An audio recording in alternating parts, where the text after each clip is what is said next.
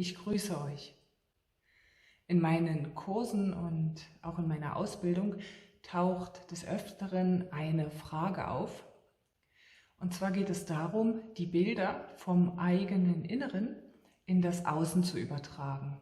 Also Visionen aus unserem Inneren auf das Papier im Außen zu übertragen, um diese Vision einfach für uns festzuhalten, ja, vielleicht für spätere Zeiten oder auch um diese Vision mit der Außenwelt zu teilen. Und hierbei tauchen häufig Schwierigkeiten auf oder Hindernisse. Und die Vision, so wie sie uns im Inneren erscheint, wie wir sie dort wahrnehmen, taucht nicht unbedingt immer so auf dem Papier auf, wie wir das wollen. Und hierzu würde ich gerne ein paar Worte sagen. Also zuerst einmal ist es wichtig für uns zu wissen, dass das Malen, ja, oder das Zeichnen in dieser Qualität, also das heißt, wenn wir etwas im Innen wahrnehmen, was wir dann nach außen bringen wollen und es soll genauso aussehen, wie wir es innen sehen, mit Schein, ja, mit Leuchten, mit Flügeln oder mit verschiedenen Dimensionen, mit ganz herausfordernden Perspektiven oder was auch immer wir dort sehen. Das nach außen zu bringen, erfordert viel Übung. Es erfordert viel Zeit, viel Ausdauer, viel Hingabe an das Erlernen dieses Handwerks. Und dazu sollten wir uns zuerst einmal fragen, wollen wir das?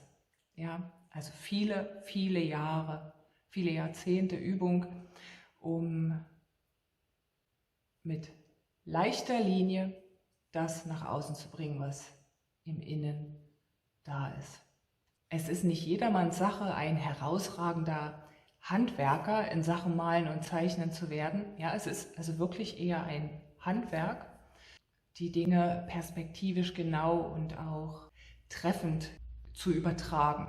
Ja, wir übersetzen praktisch etwas, was wir im Innen wahrnehmen, was viel mehr Dimensionen hat unter Umständen als das Blatt Papier. Auf dem Blatt Papier haben wir 2 Dimensionen und im Inneren ist unsere Wahrnehmung multidimensional. Also das darauf, dorthin zu übersetzen, erfordert schon Übersetzungsfähigkeiten. Und dann auch noch diese Schönheit, diese Fülle, ja, oder auch diese überwältigenden Bilder, die wir im Innen wahrnehmen, nach außen zu bringen, das ist eine Nummer. Das braucht auf der rein handwerklichen Ebene ein ganzes Stück Übung. Also fragen wir uns, wollen wir das? Ist es das wert? Ist es uns das wert, diese Zeit zu investieren? Dann schauen wir uns die Sache mit dem Übersetzen nochmal etwas näher an. Wie gesagt, unsere innere Wahrnehmung ist multidimensional. Es sind Seelenwelten, ja, und wir nehmen Räume wahr, wir nehmen Qualitäten wahr, die unheimlich schwer erstmal überhaupt für uns individuell zu begreifen sind. Daher sind sie ja auch so überwältigend, weil sie uns erweitern. Und diese Wahrnehmung, diese Erlebnisse, diese Erfahrung dann auch noch auf das Papier zu übersetzen, ist eine Herausforderung. Und daher ist es gut, die Essenz herauszufiltern aus unserer Vision, aus unserer inneren Wahrnehmung. Wir können hier schauen, gehört die Wendeltreppe dazu, ja, gehören die Milliarden verschiedenen Lichter dazu, gehört all das, was wir im Inneren sehen und wahrnehmen, wirklich zu der Essenz unserer Vision. Ist all das wirklich nötig, auch auf dem Papier, wenn wir dieses Erlebnis für uns nach außen bringen wollen? Letztendlich ist das, was wir gerne für uns bewahren wollen, ja, nicht etwas, was wir gesehen haben, sondern es ist ein Gefühl in uns. Und dieses Gefühl können wir herausfiltern Dieses Gefühl ist oft die Essenz dieses Erlebnisses. Und wenn wir die Essenz für uns herausgefiltert haben, dann können wir sie übersetzen. Das bedeutet, dass oft am Ende auf dem Papier nicht das erscheint, was wir in unserem Inneren wahrgenommen haben. Aber es ist ein Weg, unser Erlebnis für uns zu bewahren auf dem Papier. Wenn wir nicht jahrzehntelang geübt haben, Pinsel oder Stift ganz virtuos zu schwingen. Und selbst dann ist die Frage, ob es überhaupt möglich ist, das, was wir im Innen mit unserem multidimensionalen Auge wahrgenommen haben, nach außen zu bringen. Ja, für unsere Augen, die hier in dieser äußeren physischen Realität das Papier betrachten. Daher lasst uns die Essenz herausfinden. Lasst uns aus dem Erlebnis, was uns erweitert hat, was uns tief berührt hat und was uns heilig ist, die Essenz herausfinden und diese Essenz verwandeln in etwas, was auf dem Papier für uns umsetzbar ist.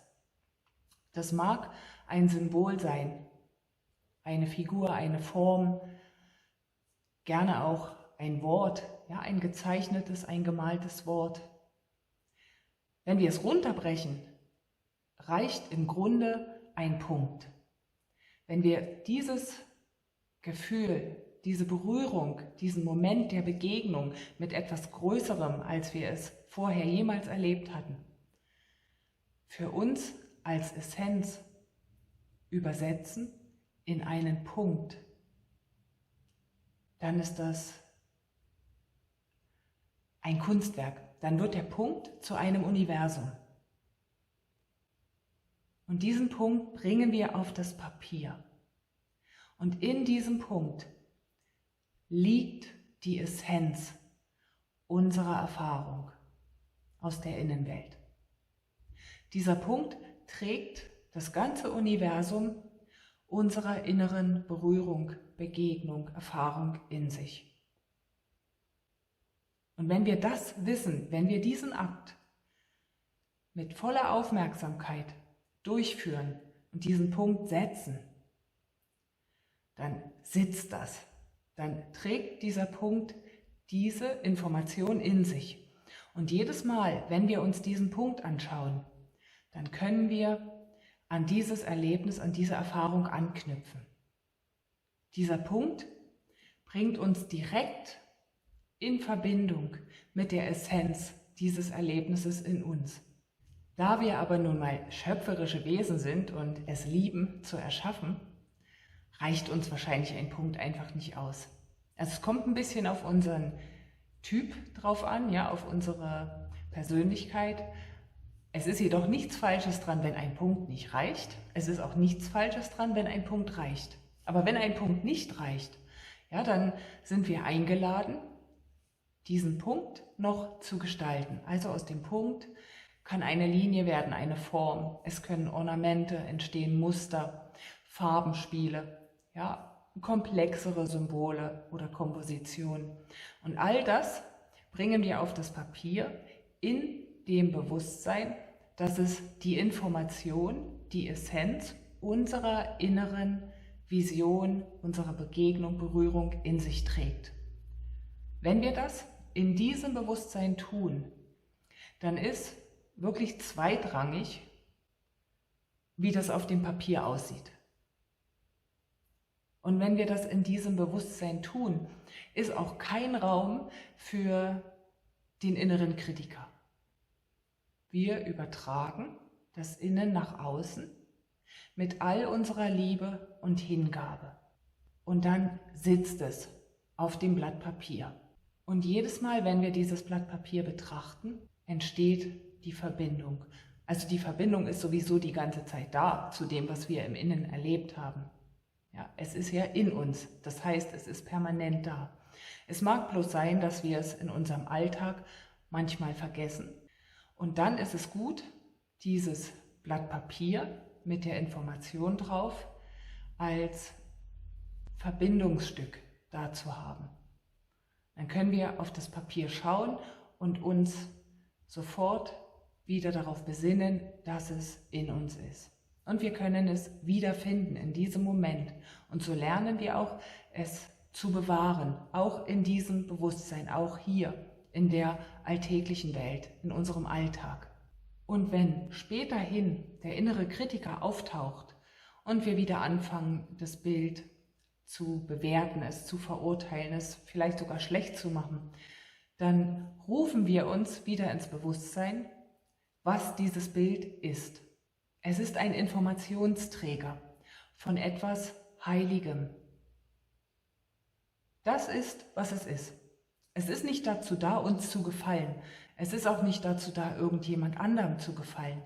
Es ist einfach nur ein Informationsträger.